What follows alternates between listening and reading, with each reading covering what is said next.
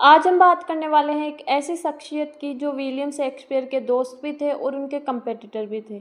हाँ, आपने सही समझा। आज हम बात करने वाले हैं बेन जॉनसन की। तो चलिए शुरू करते हैं आज के हमारे इस वीडियो को बिना किसी देरी के। जो बेन जॉनसन है, इनका बर्थ हुआ था 11 जून 1572 में लंदन में। सबसे इंटरेस्टिंग बात यह है कि उनके बर्थ से पहले ही इनके फादर की डेथ हो चुकी थी। फिर इनकी मदर दूसरी शादी कर लेती है एक ब्रिकलेयर से। यानी बेन जॉनसन ने बचपन से ही स्ट्रगल देखना शुरू कर दिया था।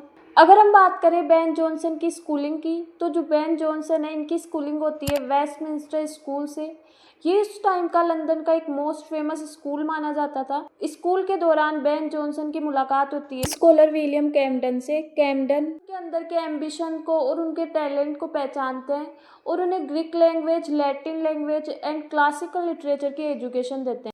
बेन जॉनसन की स्कूलिंग खत्म हो जाती है और स्कूलिंग खत्म होने के बाद में बेन जॉनसन को अपने स्टेप फादर के साथ ब्रिक लेइंग का काम करना पड़ता है। सोचो, एक लड़का जो कुछ समय पहले तक लैटिन और ग्रीक सीख रहा था, अब वो धूप में ईंटें उठा रहा था। एक्चुअल में बेन जॉनसन को ब्रिक लेइंग का काम बिल्कुल भी पसंद नहीं आ रहा था। उनको इस काम में बिल्कुल भी इंटरेस्ट नहीं था, क्योंकि उनके एम्बिशंस और उनके इंटरेस्ट तो कुछ और ही थे। और जब हमारे एम्बिशंस और हमारे इंटरेस्ट कुछ और होते हैं और हम कुछ और काम कर रहे होते हैं, तो हमें उसके अंदर इंटरेस्ट नहीं होता। बेन जॉनसन के साथ भी कुछ ऐसा ही हो रहा था। इसीलिए बेन जॉनसन नीदरलैंड्स चले जाते हैं और वहाँ जाके सोल्जर बन जाते हैं। आप देखिए कि एक मोस्ट फेमस ड्रामेटिस्ट जिसकी लाइफ की स्टार्टिंग होती है और उसके फादर नहीं होते हैं उसके साथ। फिर हम देखते हैं उसकी मदर दूसरी शादी कर लेती है, उसके एक स्टेप फादर होते हैं, वो उसके पास ब्रिक लेइंग का काम करवाते हैं और फिर हम देखते हैं कि वो एक सोल्जर बन जाते हैं। ये सब कितना अनयूजुअल सा लग रहा है कि एक राइटर ने भी कितनी सारी लाइफ्स को जिया है अपनी इस लाइफ में और कितने सारे एक्सपीरियंस लिए हैं। फिर हम देखते हैं कि जो बेन जॉनसन है वो नीदरलैंड्स में सोल्जर बन जाते हैं और उस टाइम में नीदरलैंड्स में वॉर चल रहा होता है, तो वो उस वॉर में भी पार्टिसिपेट करते हैं। राइटर बनने से पहले हम देख सकते हैं कि बेन जॉनसन एक वॉरियर भी थे। फिर हम देखते हैं कि नीदरलैंड में वॉर खत्म होने के बाद में जो बेन जॉनसन है वो लंदन वापस लौटते हैं। यहीं पर उनकी एक्टिंग की जर्नी शुरू होती है और वो थिएटर से जुड़ते हैं। इसी दौरान उनकी दोस्ती होती है विलियम शेक्सपियर से। जो विलियम शेक्सपियर थे वो उनके कंपेटिटर भी थे और उनके दोस्त भी थे। ये बात बहुत अनयूजुअल सी लग रही है, लेकिन हम देख सकते हैं कि जो बेन जॉनसन है उनकी लाइफ में कुछ यूजुअल था ही नहीं। उनकी लाइफ में हमें सब अनयूजुअल ही देखने को मिला है, उनके बर्थ से लेकर अब तक। आगे और भी हम ऐसे ही अनयूजुअल फैक्ट्स देखने वाले हैं उनकी लाइफ से रिलेटेड, तो मेरे साथ बने रहिए। आई होप आप ये वीडियो एंजॉय कर रहे होंगे। ये दोनों ही उस टाइम के सुपरस्टार थे। दोनों ही अपनी अपनी लाइफ में बहुत कामयाब हो चुके थे, बहुत सक्सेस हासिल कर ली थी दोनों ने अपनी लाइफ में। उस जमाने के लोग शेक्सपियर और बेन जॉनसन को उसी तरह कंपेयर करते थे जैसे आज हम लोग मेसी और रोनाल्डो को कंपेयर करते हैं। फिर आता है साल 1597। ये जो साल है ये बहुत इंपॉर्टेंट साल माना जाता है। इस टाइम पीरियड में बेन जॉनसन ने थॉमस नेश के साथ मिलकर एक वर्क लिखा, द आइजल ऑफ डॉग्स। ये जो वर्क है, इस वर्क से गवर्नमेंट को लगा कि ये स्टेट के लिए खतरा बन सकता है, इसलिए गवर्नमेंट इस वर्क को बैन कर देती है और इस वर्क की वजह से बेन जॉनसन को जेल भी जाना पड़ता है। इस बात से आप लोग समझ सकते हैं कि जो बेन जॉनसन है वो अपने वर्क में सिर्फ रोमांटिक कहानियाँ ही नहीं लिखते थे, बल्कि सोसाइटी की रियलिटी भी दिखाते थे, जिससे गवर्नमेंट भी डरती थी। फिर आता है साल 1598। इसके अंदर में ड्यूल देखने को मिलती है। ड्यूल का मतलब होता है दो लोगों के बीच में लड़ाई होती है और दोनों के पास हथियार होते हैं। 1598 में हम देखते हैं कि गैब्रियल स्पेंसर के साथ बेन जॉनसन का झगड़ा हो जाता है और इनका जो झगड़ा है ये झगड़ा पर्सनल भी हो सकता है या और कुछ भी हो सकता है। जो गैब्रियल स्पेंसर थे ये भी थिएटर में एक एक्टर थे, तो क्या पता इनके बीच में कोई पर्सनल रीजन हो, तो इनका जो झगड़ा है वो ड्यूल तक पहुंच जाता है, मतलब लड़ाई झगड़े तक पहुंच जाता है।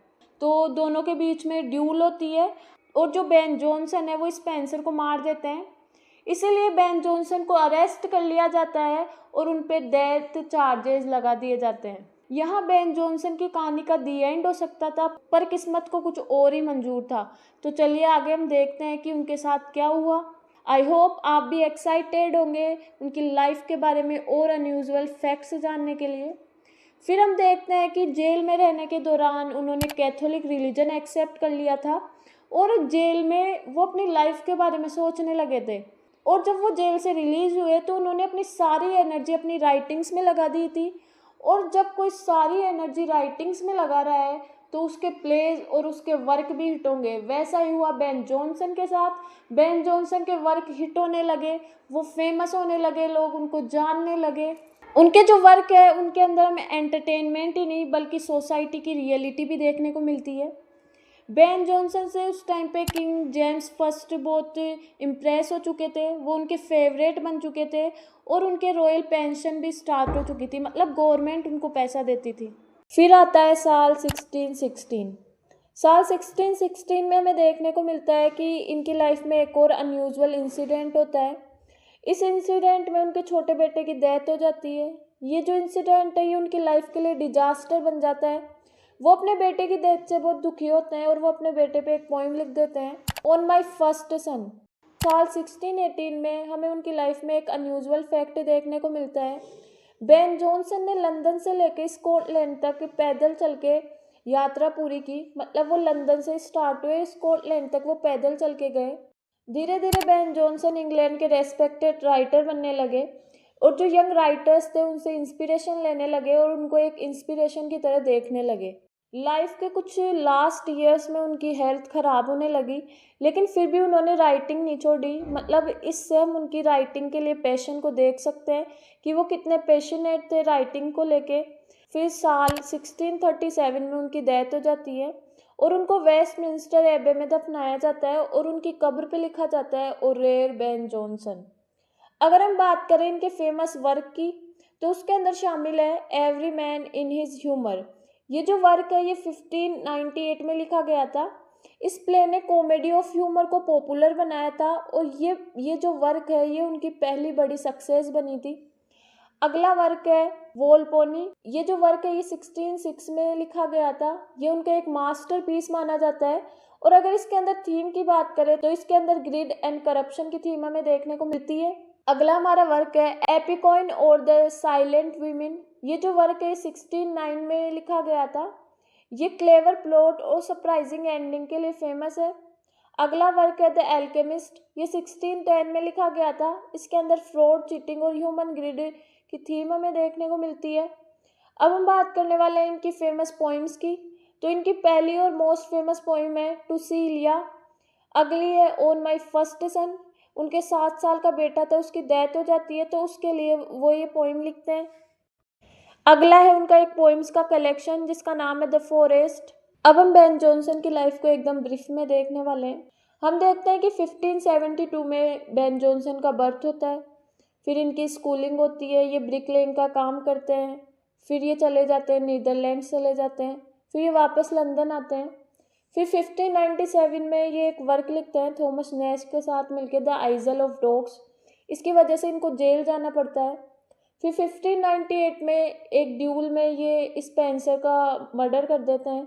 फिर इस वजह से भी इनको जेल जाना पड़ता है। फिर 1598 में इनका एक वर्क भी आता है every man in his humour. इससे उनको बहुत फेम मिलती है। फिर हम देखते हैं 1606 में वॉलपोइन नाम का इनका एक वर्क आता है।